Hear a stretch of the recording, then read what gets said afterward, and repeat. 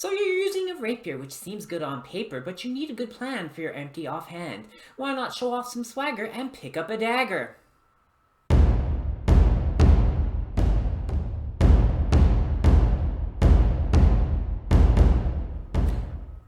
Well, hello, Lauren back with you again. Hope you're doing well today.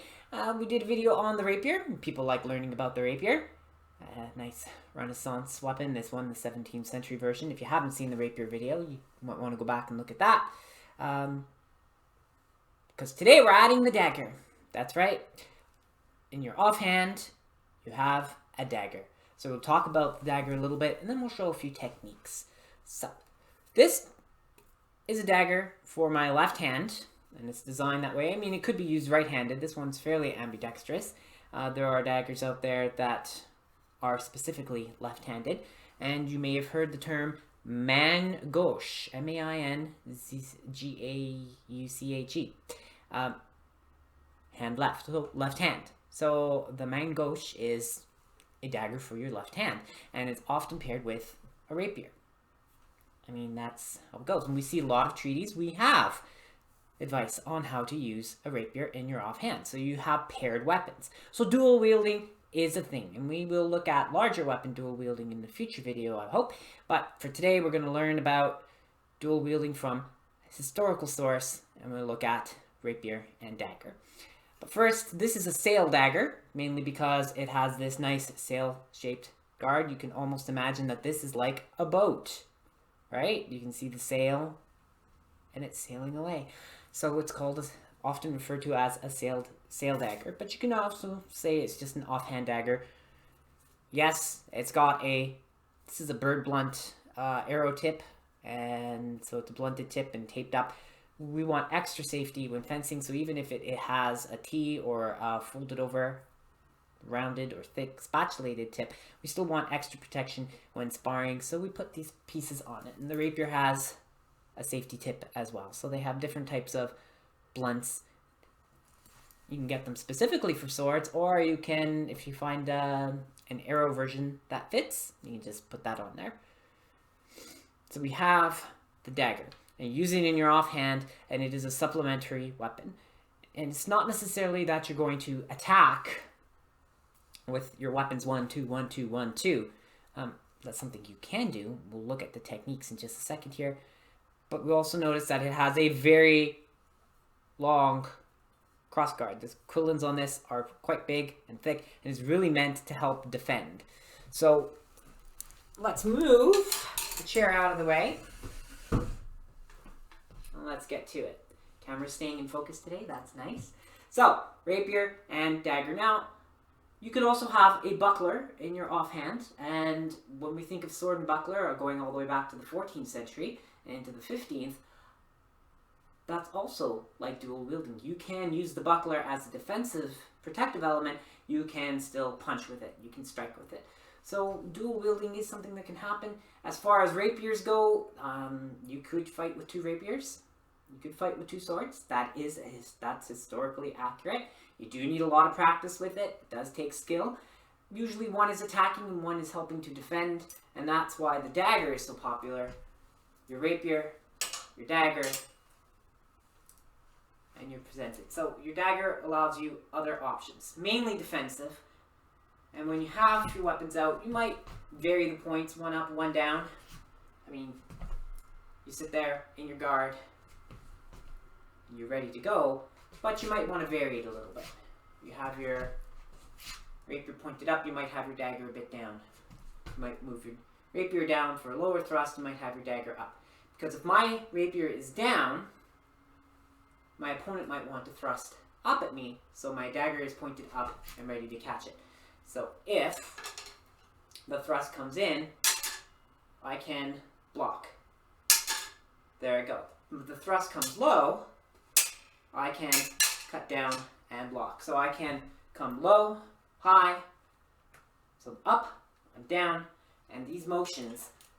So I can thrust, the opponent then counters, I can do that motion. In our rapier video, the hand was doing the motions. Well, now we have a weapon that's in hand, and so it can parry, set aside, and we can follow up with a thrust. So 1, 2. So my rapier's up and someone might thrust low, I'm automatically ready to go low.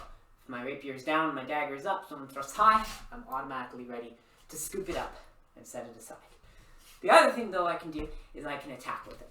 So I thrust, I am parried, I do a disengage, I'm back, I'm setting aside the opponent's rapier, and while most rapier is done with your main foot forward, so in this case right-handed, right foot, this is the time where I can do a passing step.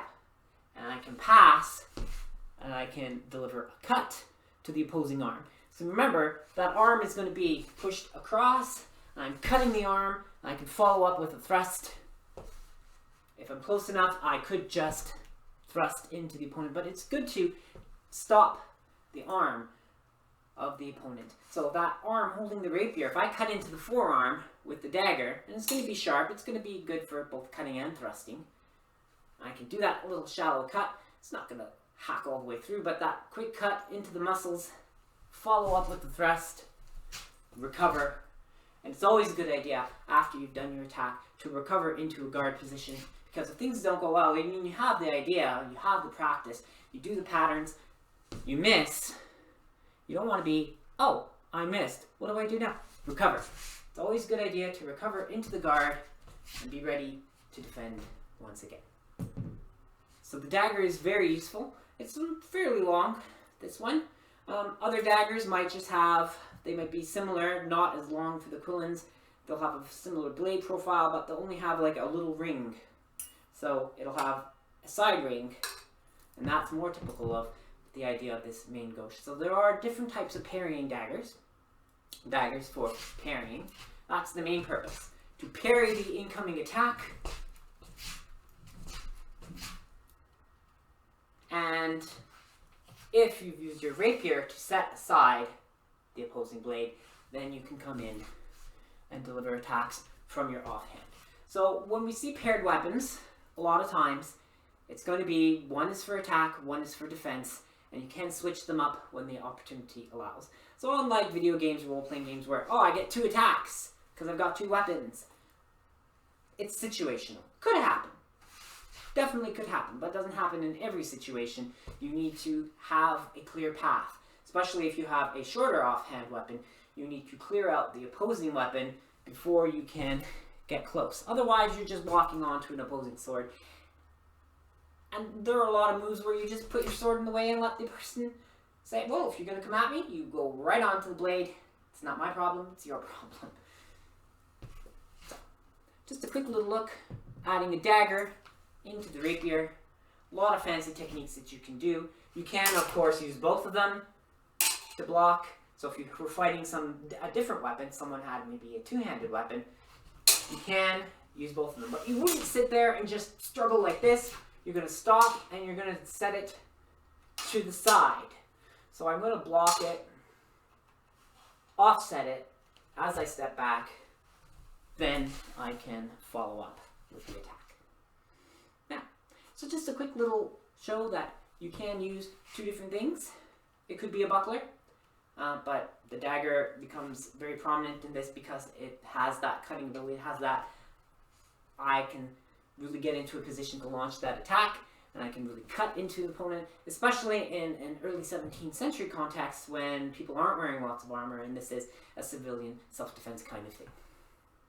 Alright, so that's our quick little video for today. Thank you very much for watching. You know, I always appreciate it. We're closing in on 300 subscribers now. Very exciting. Almost there.